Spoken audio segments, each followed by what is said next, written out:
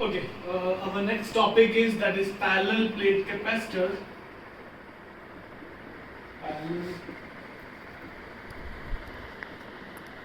plate capacitor.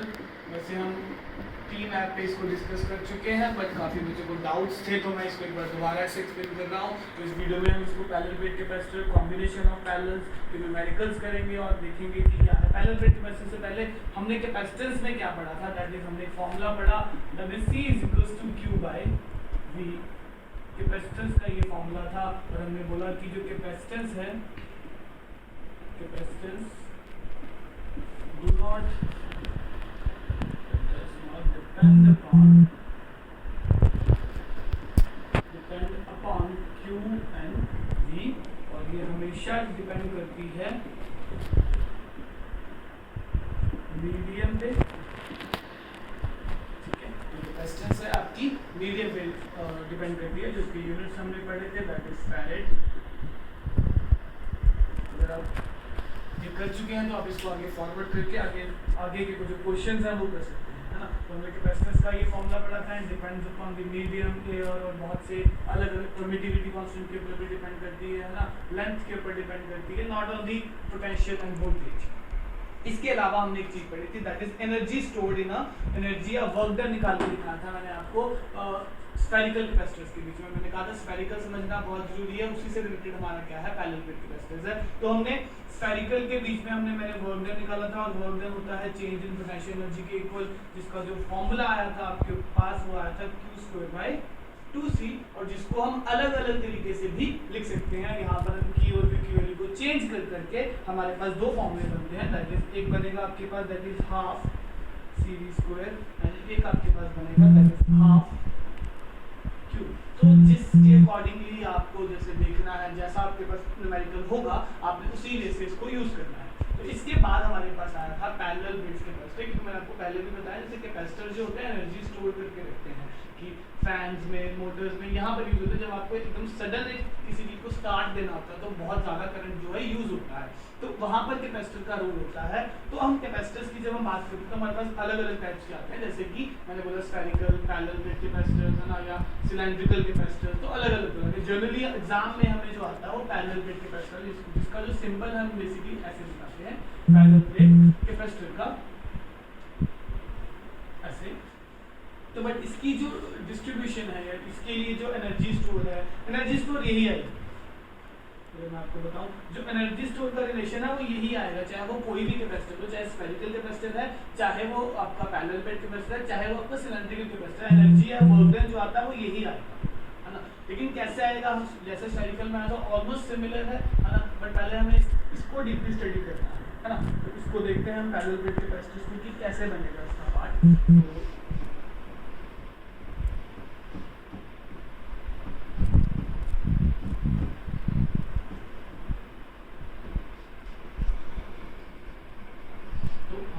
Plates बनाते हैं, कुछ ऐसी सी प्लेट्स बनाते हैं, दो पैरेलल प्लेट्स हैं, ठीक है, और जो इनके बीच का डिस्टेंस है बहुत ज़्यादा कम है, d, है ना, बहुत माइन्यूट सा डिस्टेंस है। इसके ऊपर प्लस Q चार्ज है और इसके ऊपर माइनस Q चार्ज है, ठीक है। तो दोनों का जो एरिया है वो भी बराबर है, एरिया 1। तो यहाँ पर पहले हमें इसकी 2-3 कंडीशन है, हमें उसको देखना है कि कंडीशंस कैसी रहेंगी। दैट इज कंडीशन ये है दैट फर्स्ट कंडीशन है क्या,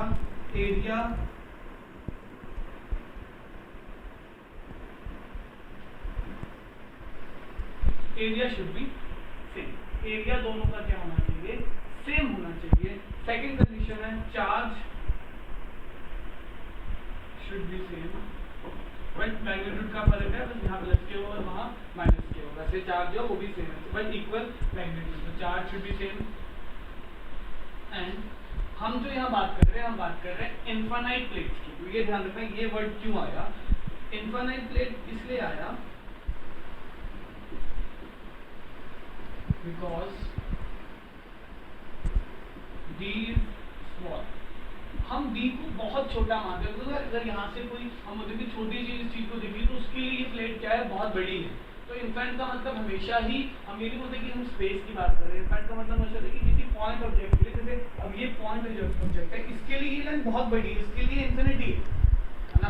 जैसे छोटी सी अगर हम बात करें चीटी के लिए क्या होगा, ये घर जो है वो बहुत एक बड़ा इन्फिनाइट होगा, है ना। तो यही हम पॉइंट सोर्स की जब बात करते हैं तो हम बोलते हैं कि पॉइंट सोर्स डिस्टेंस बहुत ज्यादा छोटा है ना। तो डिस्टेंस अगर बहुत ज्यादा छोटा है तो उसके लिए ये प्लेट्स क्या हो जाएंगी, आपकी इन्फिनाइट हो जाएंगी, ठीक है। तो इन्फिनाइट प्लेट की हम बात करते हैं, इन्फिनाइट प्लेट, ठीक है।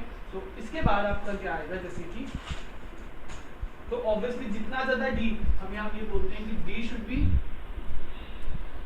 एरिया से बहुत कम होगा, तो आपकी कैपेसिटेंस क्या होगी, ज्यादा होगी। जितनी डी कम उतनी कैपेसिटेंस आपकी बढ़ेगी। और हम चार्ज को जो लेते हैं, क्योंकि जब भी अगर आपसे अगर हम कंडीशन माने तो जो चार्ज होता है हमेशा हम प्लस के, वैसे तो मैंने बोला कि दोनों का मैग्नीट्यूड बराबर है ना। तो हम यहाँ बोल सकते हैं कि सिर्फ जो चार्ज की बात करेंगे तो हम प्लस वाली प्लेट का चार्ज कंसीडर करते हैं कि प्लस क्यू चार्ज है किसी भी प्लेट के ऊपर। जो ये हम हमेशा इस चैप्टर में यही कंसीडर करना है आपने कि किसी भी प्लेट के ऊपर चार्ज कितना आएगा, प्लस क्यू चार्ज आएगा। अभी हम कॉम्बिनेशन का देखेंगे तो उसमें भी यही था। तो देखिए यहाँ से हमने जो वर्क डन इसका निकालना था वो हमें ये निकालना था, जैसे आपने पढ़ा ही है, that is C is equals to Q by V, ये हमने पढ़ा। अच्छा ये आया कैसे था, मैंने ये बोला था ना स्फेरिकल के केस में, स्फेरिकल का केस हमने ऐसे किया था, एक स्फेरिकल कैपेसिटर, इसके ऊपर चार्ज जो है प्लस है, तो हमने यहाँ से क्या बोला था कि कोई पॉइंट चार्ज को लेके आओ, है ना, यहाँ से यहाँ पर, है ना। तो पॉइंट में कितना फर्क आएगा, तो हमने देखा था कि पोटेंशियल में कितना फर्क आ जाएगा, है ना। तो पोटेंशियल में हमने बेसिकली इसको ऐसे ही किया था, V माइनस V नॉट की इन दोनों यहाँ इस पॉइंट से A और B, VA और V और A, VA माइनस VB से ही पोटेंशियल आएगा। यहाँ से कितना पोटेंशियल डिफरेंस जो था वो क्रिएट हुआ था, है ना। तो हमने बोला था कि V ये वाला V नॉट, अगर हम यहाँ की बात करें और यहाँ पर V, और V नॉट क्या हो गया था, जीरो, क्योंकि इन्फिनाइट पे था, तो V नॉट जीरो हो गया था। तो कैपेसिटेंस कितनी बनी थी, यही बनी थी वापस से, है ना। तो यही चीज हम यहाँ कर रहे हैं। वर्क डन जो कैपेसिटेंस का आपका फॉर्मूला है, हम जनरली बार बार यही यूज करते हैं कि पोटेंशियल आपका इन्फिनाइट से लेके इस पॉइंट तक कितना हो, है ना। तो लेकिन जैसे जैसे थ्योरीज आती है तो ये बोलता है कि नहीं, इसको ये नहीं, ये बेसिकली चेंज इन समथिंग ही है ना, चेंज इन पोटेंशियल है, मतलब जो डिफरेंस की बात, डिफरेंस का मतलब क्या होता है, चेंज इन पोटेंशियल। तो यहाँ पर हम जो फॉर्मूला है पैरेलल प्लेट कैपेसिटर्स के लिए, वो हम कुछ ये यूज करते हैं, डेल्टा V। दोनों में बस एक यही फर्क है, और फर्क भी क्या है, सेम चीज है, बस बोलने का जो एक वे है वो अलग है। देखो यहाँ पर हम V माइनस V नॉट कर रहे हैं ना, तो इसका मतलब यही है क्या कि डिफरेंस इन पोटेंशियल, और डेल्टा V का क्या मतलब होता है, डिफरेंस इन पोटेंशियल। वहां हमने बस V इंफिनिटी को क्या कर दिया था, जैसे अगर मैं इस पॉइंट की बात करूँ, ये VA है और यहाँ पर V इंफिनिटी है, तो V इंफिनिटी जीरो हो जाता है और कैपेसिटेंस क्या आ जाएगी, सिर्फ Q by V। तो यही कैपेसिटेंस हमने यहाँ लिखी थी। तो ये कैपेसिटेंस का फॉर्मूला हमें जो इसके लिए फॉर्मूला मिला वो ये मिला। बात वही है, बस बोलने का तरीका अलग है। तो इसको इसे हमें डिराइव करना है, तो डिराइव कैसे करेंगे, तो देखो इसको, इसका जो डेरिवेशन है वो कुछ ऐसा है,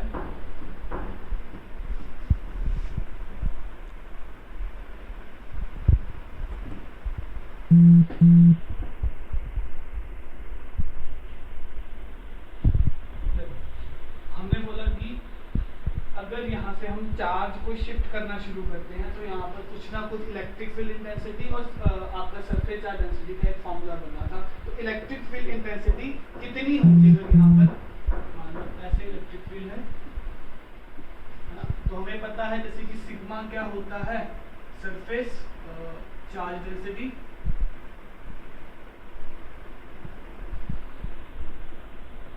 तो सरफेस चार्ज डेंसिटी का फॉर्मूला क्या होता है, basically charge per unit area. ये वही चीज है जैसे आपने पढ़ा है, अगर मैं बोलता रो तो ये Q by V volume charge density, L में होता है कि वॉल्यूम आपका चार्ज पर यूनिट लेंथ, है ना। तो ये वही चीज है, तो हमें इसको नहीं लिखना है, ये समझाने के लिए बताया, ये आएगा। तो इलेक्ट्रिक फील्ड इंटेंसिटी कितनी आएगी दोनों प्लेट्स की, है ना। तो अगर हम इस प्लेट्स की बात करें तो ये कुछ ऐसा सा आता है, that is sigma bye 2 E not, E not की वैसे ये आएगी बट हम माइनस में लिखेंगे, ठीक है। क्योंकि मैग्नीट्यूड की बात करें। अच्छा, कई बच्चों को ये प्रॉब्लम हो सकती है ये चीज़ कहाँ से आई, तो मैंने जब हमारी क्लास हुई थी तब भी बताया था, और ये भी मैं बता देता हूँ एक बार कि आया कैसे बेसिकली। क्योंकि जो पैरेलल प्लेट कैपेसिटर की लेंथ उसकी इलेक्ट्रिक फील्ड इंटेंसिटी होती है वो कुछ इसके ऊपर डिपेंड करती है। जैसे फॉर एग्जांपल ये है ना, इसके यहाँ पर ऐसे इलेक्ट्रिक फील्ड है यूनिफॉर्मली, है ना। तो यार देखो यहाँ पर हमने इलेक्ट्रिक फ्लक्स पढ़ा है, ये आपका क्या बन गया एक पैरेलल प्लेट, एक इनफाइनाइट लेंथ ली मैंने, है ना। तो इसकी मुझे अगर इलेक्ट्रिक फील्ड इंटेंसिटी निकालनी है कितनी होगी इसके ऊपर, है ना, हमें उसको देखना है वो कैसे बनेगी। तो हमने बोला कि फ्लक्स क्या होता है, देखो फ्लक्स आपने पढ़ा है क्या, E into A, है ना। तो इलेक्ट्रिक फ्लक्स यहाँ पर कितना हो जाएगा, E into A, यहाँ पर भी कितना हो जाएगा, E into A, ठीक है। तो इसको हमें देखना है कैसे बनेगा। तो हम बोल सकते हैं कि दोनों का भी यहाँ पर ये भी एरिया है, ये भी एरिया है, तो दोनों का एरिया तो सेम ही होगा, इलेक्ट्रिक फ्लक्स भी दोनों की सेम आई, तो टोटल फ्लक्स कितनी होगी,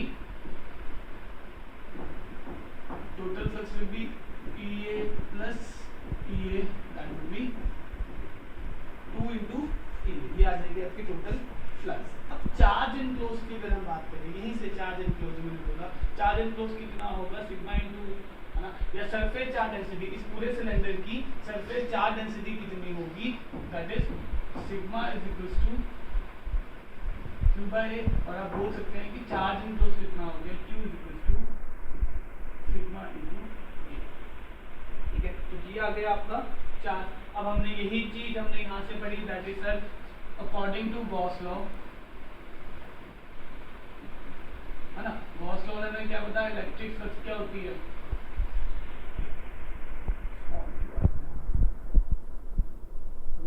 चार्ज जो है प्लस Q लेंगे, अगर हम चार्ज को प्लस Q लेंगे तो सारे जो जितने भी चार्जेस हैं यहाँ पर, ठीक है, ये आ जाएगा, हाँ। तो अकॉर्डिंग टू कैपिटल की भी ले सकते हैं, वो भी एक ही बात है। तो इलेक्ट्रिक फ्लक्स क्या है, 1/7 टाइम द चार्ज। तो यहाँ से इलेक्ट्रिक फ्लक्स का फॉर्मूला ये आया, तो आप बोल सकते हैं कि सर Q कितना बनेगा आपका, या इसके अंदर हमें वैल्यू पुट करनी है, तो electric flux would be Q कितना है, sigma into A epsilon not, है ना। और टोटल फ्लक्स हमारा कितना आया था, ये रहा टोटल फ्लक्स, है ना। टोटल फ्लक्स हमारा कितना आया 2 into EA, तो ये कुछ ये बनेगा sigma A bye epsilon not, और A से A कैंसल आउट, और आपका E का फॉर्मूला क्या हो जाएगा, sigma bye 2E not. That is the electric field intensity in parallel plate sheet या only sheet की अगर हम बात करें, तो ये छोटा सा एक डेरिवेशन था, वैसे फर्स्ट चैप्टर में हमने किया हुआ है ना। तो इलेक्ट्रिक फील्ड इंटेंसिटी जो होगी दोनों प्लेट्स के ऊपर, है ना। इलेक्ट्रिक फील्ड की अगर बात करें, यहाँ पर क्योंकि प्लेट्स हैं तो उनके बीच में कुछ ना कुछ तो इलेक्ट्रिक फील्ड होगा ना, तो इलेक्ट्रिक फील्ड दोनों के ऊपर कितना आएगा, इसके ऊपर आएगा प्लस सिग्मा, इसके ऊपर आएगा माइनस सिग्मा, इसके लिए माइनस चार्ज है ना। लेकिन जब हम टोटल मैग्नीट्यूड की बात करेंगे तो वो हमने कैसे लेना है, हम देखो ये समझ आया सबको। तो यहां से क्या होगा,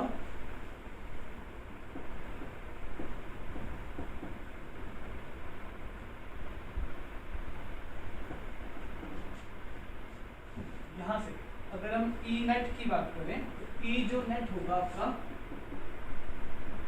वो सिर्फ हमने मैग्नीट्यूड लेना, तो it would B sigma bye 2 epsilon not plus, इसे बोलो ऐसे लिख सकते हो, है ना, minus sigma bye 2 epsilon not, और ये बन जाएगा कितना, सिग्मा बाय एप्सिलॉन नॉट, है ना। ये पता है एलसीएम लेके 2 कट जाएगा, तो इलेक्ट्रिक फील्ड नेट जो आई आपकी वो ये I, that is sigma by epsilon not, है ना। अब E नेट आपका ये आया है, और हमें पता है कि सरफेस चार्ज डेंसिटी का फॉर्मूला क्या होता है, Q बाय A, है ना। तो आप क्या करेंगे, E net, sir E net कितना हो जाएगा, सिग्मा, सिग्मा की वैल्यू आपको यहाँ पुट कर देनी है, दैट इज सिग्मा है Q बाय A, तो Q by A epsilon naught, ठीक है। तो हमने क्या किया, E नेट ये है, E नेट सिग्मा का ये था, सिग्मा की वैल्यू ये है, सिग्मा की वैल्यू यहाँ पुट कर दी, तो A बाय एप्सिलॉन नॉट आ जाएगा। अब बार बार हम कुछ रिलेशंस को यूज कर रहे हैं, जैसे मैंने बोला, तो दैट आपने एक मैंने वीडियो में डाला था, that is relation between electric field intensity and potential, तो बड़ा इजी, उसके न्यूमेरिकल्स भी किए थे, तो ये फॉर्मूला हमने डिराइव किया था -E × dr, है ना। और मैंने बोला कि नेगेटिव सिर्फ डायरेक्शन दिखाता है, तो आप इसको जब मैग्नीट्यूड लोगे तो इस केस में भी यही बनेगा, इलेक्ट्रिक फील्ड इंटेंसिटी × dr क्या होता है, डिस्टेंस बिटवीन द प्लेट्स, है ना, ये डिस्टेंस बिटवीन द जो भी पोटेंशियल प्लेट की बात कर रहे हो या किसी भी वायर की बात कर रहे हो, तो distance between the E × dr, dr is the distance, है ना। तो delta V is equal to E × dr, E आपका कितना है, ये वाला, इसको यहाँ पुट कर दीजिए, है ना। तो डेल्टा V कितना हो जाएगा, E कितना है हमारा, ये Q/A एप्सिलॉन नॉट, dr का मतलब क्या है, डिस्टेंस, तो डिस्टेंस कितना है प्लेट्स के बीच में, d, तो ये आ जाएगा। तो डेल्टा V की वैल्यू क्या आई, QD × A एप्सिलॉन नॉट, ये आ गई एक इक्वेशन। अब इस इक्वेशन को हमें यहाँ पुट करना है, तो हमारे पास क्या आ जाएगी, कैपेसिटेंस आ जाएगी किसकी, पैरेलल प्लेट। तो जो हम पूरा ये कर रहे थे वो यही आएगा, कैपेसिटेंस देयरफॉर आपकी कैपेसिटेंस कितनी हो जाएगी, Q divided by delta V, delta V की वैल्यू ये है, तो यहाँ से क्या होगा, Q से Q कैंसिल आउट हुआ और ये ऊपर चला जाएगा A epsilon naught by D, तो क्या आप इसको ऐसे भी बोल सकते हैं E नॉट A, जो भी आप उसको लिख लीजिए। तो कैपेसिटेंस क्या आ जाएगी, E naught A by D, तो ये बहुत एक इंपॉर्टेंट जो है आपका फॉर्मूला बन जाएगा, that is capacitance for D, this is the capacitance for D parallel plate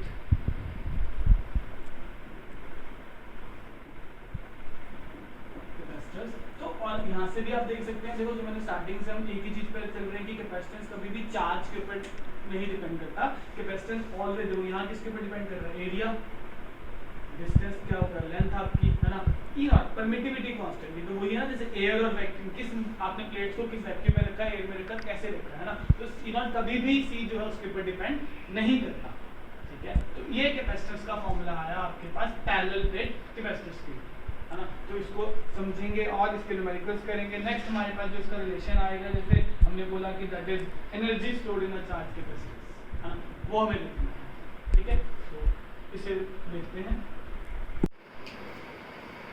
तो देखो नेक्स्ट जो हमारे पास आता है energy stored in parallel plate capacitor, relation इसका वही रहना है एनर्जी का, जो मैंने बोला था कि माउंट एनर्जी जो है माउंट बर्डन के इक्वल होगी, और ये रिलेशन इन दी एंड हमारे पास यही बनना है जो हमने स्फेरिकल प्लेट कैपेसिटर्स में पढ़ा था, है ना। तो टॉपिक वही है, एनर्जी स्टोर्ड बट निकालने का तरीका अलग है बस, और तो कुछ नहीं है। देखो कैसे करना है, जैसे हमने बोला कि यार हमारे पास दो प्लेट्स हैं, ठीक है,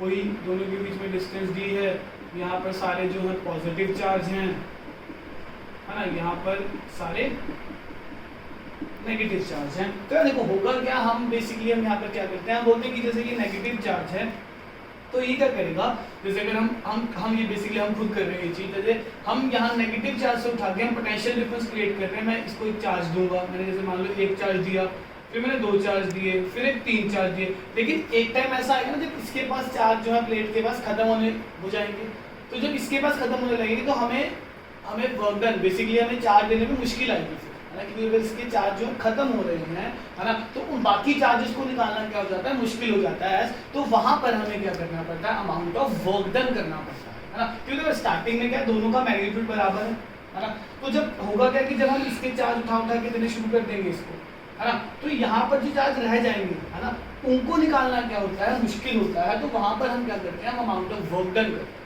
है ना। तो जब वर्क डन होगा तो वही वर्क डन हमें पता है, work done is equal to change in potential energy, और वही हमारी क्या होगी, एनर्जी स्टोर्ड इन कैपेसिटेंस। तो कांसेप्ट ये है कि हमने यहाँ से dq चार्ज निकाला, है ना, और इसको दिया, है ना। तो एक टाइम ऐसा आएगा ना, देखो कि एक टाइम ऐसा आएगा कि नहीं मैं कोई चार्ज नहीं दूंगा, कि अब मेरे पास उतने ही चार्ज रहेंगे, लेकिन हम फोर्सफुली लेंगे तो होगा क्या कि यहाँ से हमें कुछ ना कुछ अमाउंट ऑफ वर्क डन करना पड़ेगा। तो वो कंडीशंस है हमारे पास कैसे, तो जैसे कि मैंने बोला कि कैपेसिटेंस तो हमारे पास सेम ही है ना। तो हमने बोला कि हम तीन कंडीशंस ले रहे हैं, जैसे टाइम 0 के ऊपर आपका जो चार्ज है वो 0 रहा होगा और वोल्टेज भी 0 रही होगी, है ना।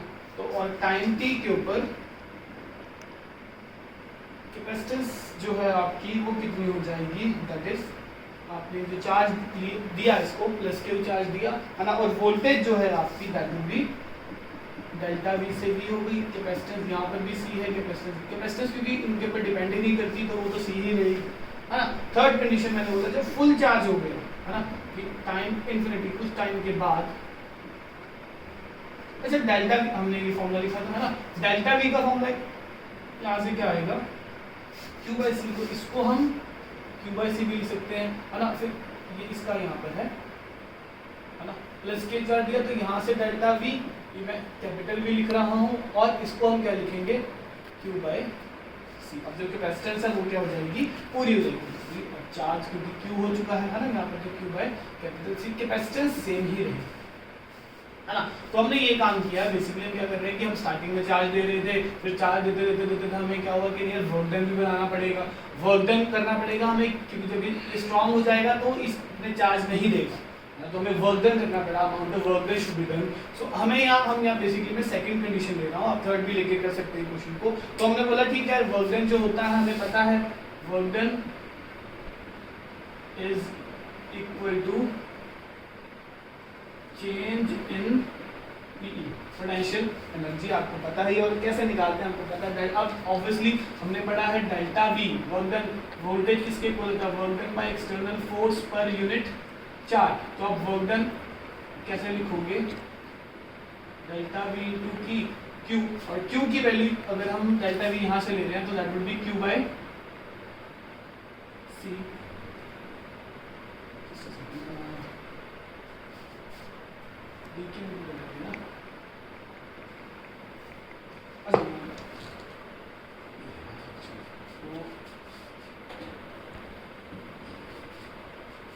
इसको पूरे को ही चेंज करना पड़ेगा हमें, that is delta V would be change in small D Q लिखना, because that's why work done by external C आएगा। तो यहाँ से आपका वर्क डन कितना बन जाएगा, delta we into D Q, और डेल्टा जी की वैल्यू है क्यू बाय सी, यहाँ से आप ले सकते हैं, दैट इज देखो सारे डेल्टा की फॉर्म में तो इसको डी बाय वो लिख रहा है, तो वही चीज़ है ना, तो यहाँ से समझ जाओगे। तो यहाँ से हमें क्या करना है, इंटीग्रेशन करना है, और इंटीग्रेशन करोगे तो ये जीरो से लेके क्यू तक, जीरो से लेके क्यू तक जाएगा ना मैक्सिमम चार्ज। तो आप इसको बोलेंगे क्या, कैपेसिटेंस बाहर आ जाएगा, integration of zero to Q, work done का यही आएगा, तो it would be Q square by 2 integration Q का with respect to D Q, that is Q square by 2, और यहाँ से आपका फॉर्मूला जो बनना था वो ये बनना था 1/c, it would be Q square by 2, and work done जो आएगा यही बनना था, that is Q square bye 2c, जो बन गया हमारा क्या बन गया, फॉर्मूला बन गया। वही चीज़ बार बार जैसे करोगे जो मैंने पहले बताई थी 3 फॉर्मूले, वही इसमें बन गए, ठीक है। तो ये आपने आपका energy stored in parallel plate capacitance था, तो इसको ध्यान से समझना, ये क्वेश्चन काफ़ी बार आया हुआ है सीबीएसई में, तो रिपीटेड है, तो आता ही है, बहुत बार पूछा जाता है कैपेसिटेंस से रिलेटेड। तो ये था, और इसके ऊपर हमने एक दो क्वेश्चंस कर लेते हैं अच्छे से, जो हमें थोड़ा सा जो एक फंडा जो हमारा क्लियर हो जाए कि कैसे कैसे जो क्वेश्चन हैं वो बन सकते हैं, है ना। तो वो हमें देखने हैं कि क्वेश्चन कैसे बनेंगे। फॉर एग्जाम्पल एनर्जी स्टोर्ड आपको पता ही है, तो देखते हैं कैसे।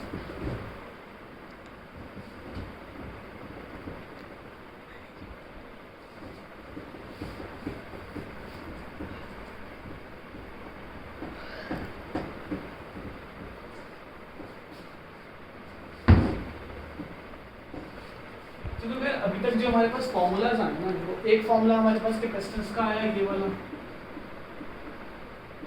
4 pi epsilon naught into R, है ना।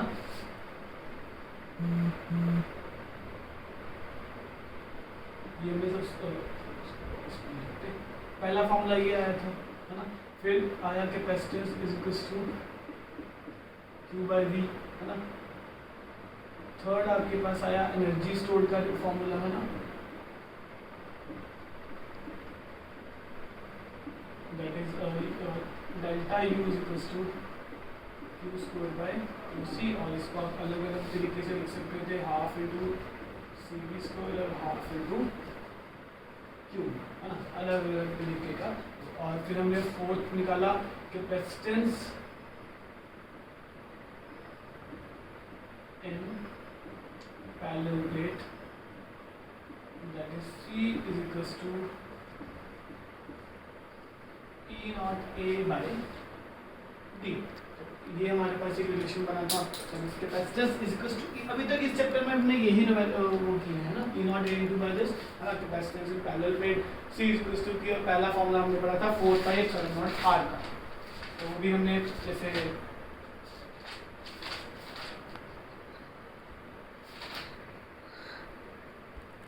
जो आपका R था वो क्लियर है कि रेडियस जो अगर 1 मीटर है तो कितना चार्ज उसका, तो दैट्स वन माइक्रोफैराड में जो यूज़ करते हैं रिलेशन को, वो देखना था।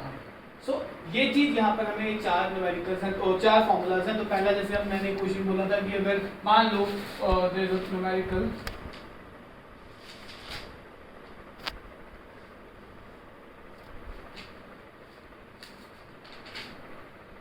जैसे एक न्यूमेरिकल ये था,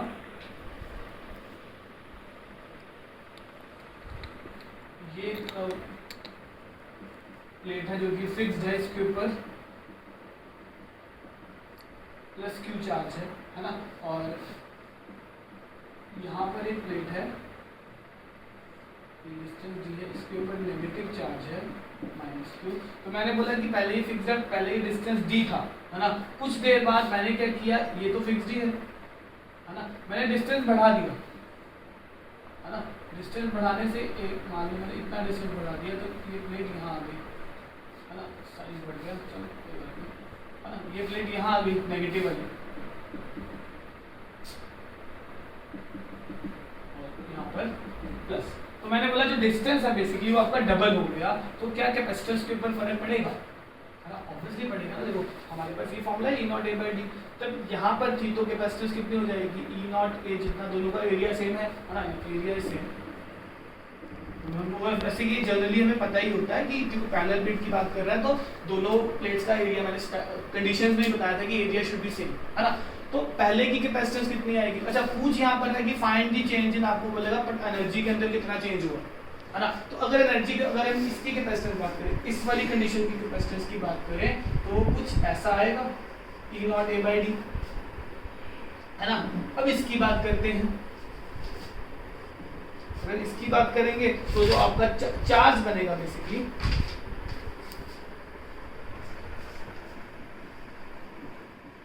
E naught A by 2D, distance is D ना, डिस्टेंस इज 2D। तो अगर हम अब चेंज इन पोटेंशियल एनर्जी की बात करते हैं, यहाँ से उसने पूछा, एक्चुअली ये था कि फाइंड, क्वेश्चन ये था, question is this, find change in potential energy. तो अगर हम अब इसकी कैपेसिटेंस ये है, इसकी कैपेसिटेंस ये है, तो चेंज इन पोटेंशियल एनर्जी ये है बच्चों, जो q स्क्वायर बाय 2c, अगर ये इसकी निकालेंगे पहली कंडीशन की, तो पहले वाली की निकलेगी क्या, चेंज इन एनर्जी, अगर हम इनिशियल मान लेते हैं इसको, है ना, तो इसकी निकल जाएगी कितनी, q square divided bye 2c होता है, और कैपेसिटेंस कितनी आई है ये E naught A बाय, ठीक है। और सेकेंड की क्या निकलेगी, देखो q square divided by 2 into E naught A by 2D, ठीक है। और हमें बेसिकली क्या निकालना था, find in change in energy. अगर तो चेंज इन हम ये बोलते हैं फाइंड द एनर्जी, तो दोनों की जो एनर्जी आएगी वो, ये अगर चेंज निकालना हो तो ऑब्वियसली फाइनल माइनस इनिशियल, तो अगर आगे सॉल्व करना चाहते हो तो ये बेसिकली हो जाएगा, ये बन जाएगा D into Q square divided by 2 epsilon not, और ये बेसिकली यहाँ 2 से 2 कैंसिल आउट,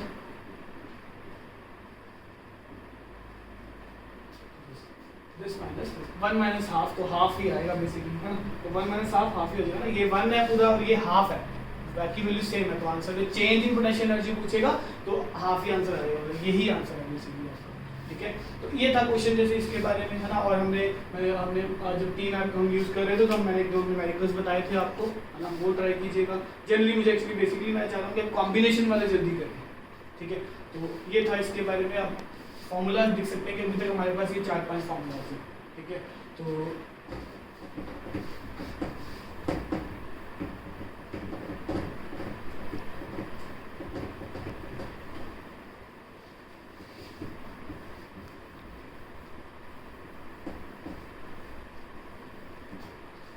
अगर एक जैसे मैंने क्वेश्चन बोला था that is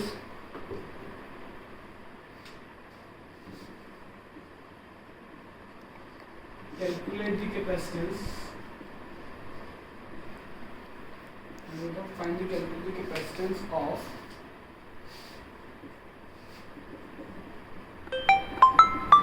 parallel plate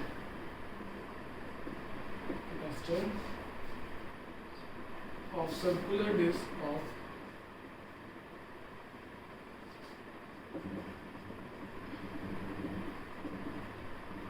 5 centimeter each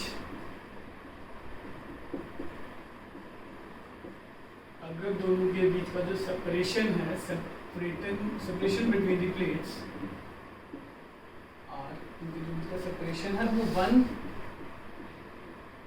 millimetre है तो calculate the capacitance of parallel plate capacitance of circular है ना। तो सर्कुलर है तो हमें बोला कि ठीक है ये ऐसे आया, ठीक है, और दोनों के बीच का जो डिस्टेंस है वो हमें दिया हुआ है 1 मिलीमीटर। दोनों का जो रेडियस है वो कितना है 5। हमें बोला कैलकुलेट कैपेसिटेंस ऑफ पैरेलल, हमें इसकी क्योंकि है तो ये कि कैपेसिटेंस ना, मतलब बेसिकली हमें कैपेसिटेंस उसकी कैपेसिटेंस निकालनी है दोनों की कितनी होगी, है ना। तो इसका जो आधे बच्चे कर चुके थे क्वेश्चन, बट फिर भी मैं एक बार बता रहा हूँ कि इसको आपने करना कैसे है।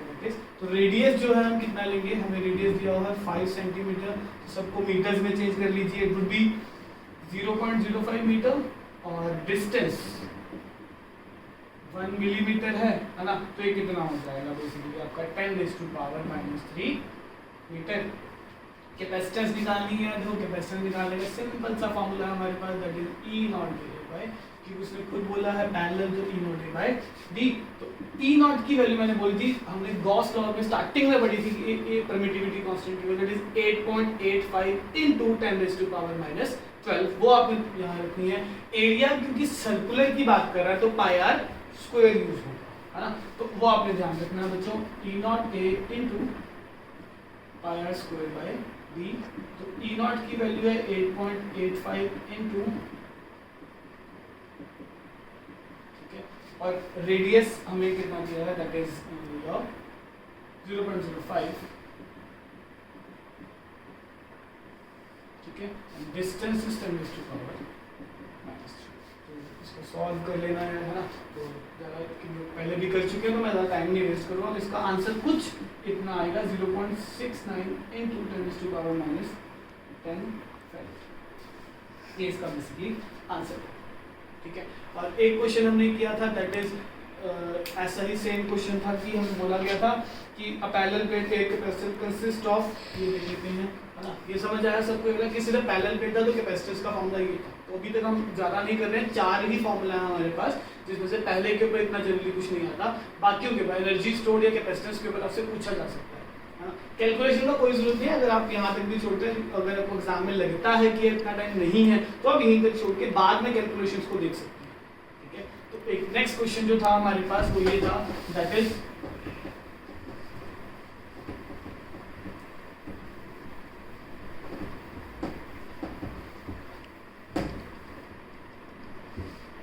हमारे पास मुझे बोला था कि अ पैरेलल, ये क्वेश्चन था, a parallel plate is a capacitor, okay, consists of 2 circular plates of diameter, consist of 2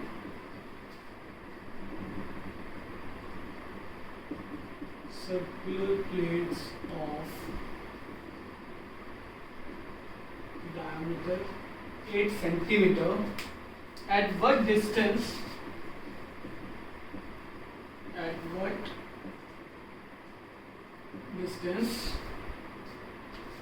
should the plate